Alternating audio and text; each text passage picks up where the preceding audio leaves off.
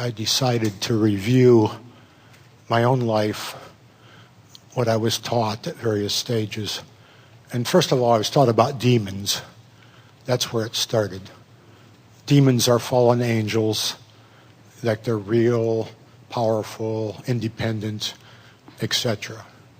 Then the next stage, another group, I lived in a commune, they used the phrase lower astral entities. So that's not quite as bad as a demon, but so I like the term thought form, and I just wondered, so we think thoughts, they coagulate, and they sort of keep thinking. I guess the follow-up question is, how much personality is there, or intention, or independence, or power? I mean, there's life there, but how much are they individual powers that can do things? They have no power of assertion. They can be invited. In other words, we hesitate to put so much conversation into this that we actually pose them as creatures of the night that you may meet around the corner, because it's not like that at all. It is a coalescing of thought. In other words, if you are fearful or aggravated about something and you are offering those thoughts are emanating from you and have vibrational characteristic. And by law of attraction, other thoughts like them join your thought, and so the vibration can become stronger and stronger until there are rivers or currents that carry these thoughts. So they are fearful thoughts. It's why it's relatively easy to get the population of the planet worried about an epidemic of swine flu, because there is a vulnerable vibration that is somewhat active in a lot of people, maybe most people to some regard.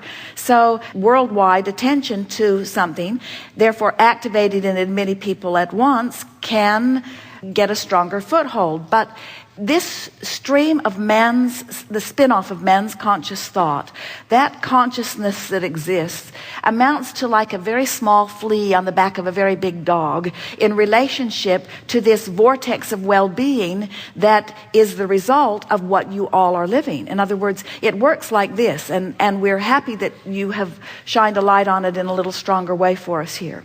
So as you're experiencing contrast, knowing what you don't want, and therefore asking what you do want. When you ask for what you do want, we are not kidding you. That request springs forward in a rocket-like fashion, a vibrational rocket, and the larger part of you, who knows full well that no one would know better to ask for an improvement for you than you. So when that rocket emanates from you, your inner being and that which is source gives undivided attention to that newfound request, and the universe expands because source energy is on that request. Now that's really a big thing to understand. Now the next big thing to understand is that as those in your current now reality are sending those rockets forward, this vibrational reality is expanding and is full of better and better and better requests. When someone's rude, you ask for them to be nicer. When someone's sick, you ask for wellness. So this vibrational vortex of well-being expands, and source gives undivided attention to it. Now here's a really important thing to understand. The new energies that are coming forth, who are the consciousness that are the new infants that are being born now, they come from that vantage point of well-being. When someone croaks, we try to be as disrespectful as we can about the death experience, since there is no death. When someone releases their consciousness here in this physical body and reemerges into the non-physical, they don't bring those worrisome, lackful thoughts with them. They become what life caused them to become, and it is from that vantage point that then new consciousness is born back into this physical experience.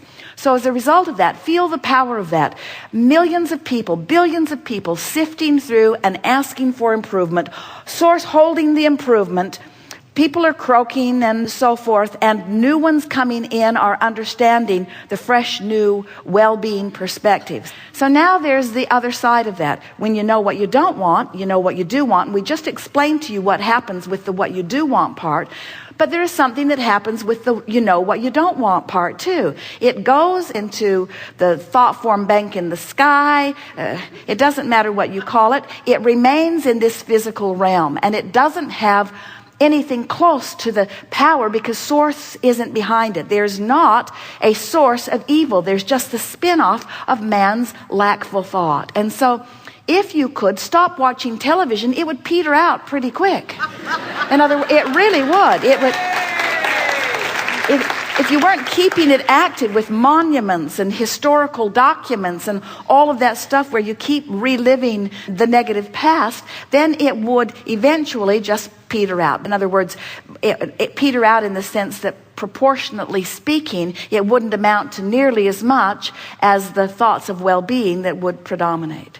So the reason we put it to you in this way is because we are not acknowledging that there is no existence of it. We just want you to understand what it is and the power that it doesn't have, and your choice of whether you are a match to it or not.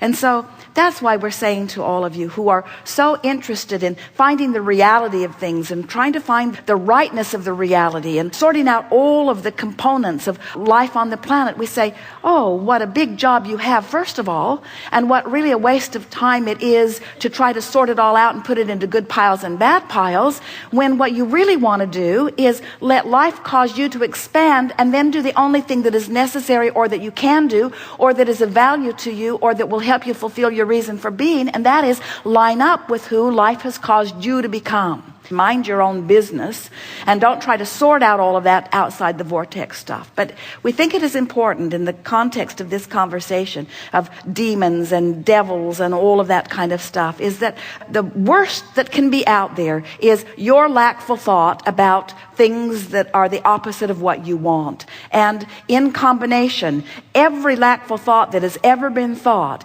even if it is all gathered together, while it could give you an uncomfortable time in your bedroom if you were in the vibrational vicinity of it, it has no power, cannot assert itself into your experience, can only come by invitation, and you are only an emotional movement on the emotional scale away from being out of vibration with it anyway. Helpful? Yes.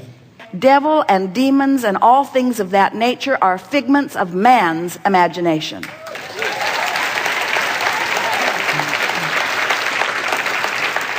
But it doesn't mean that they aren't real, because the thoughts you think are.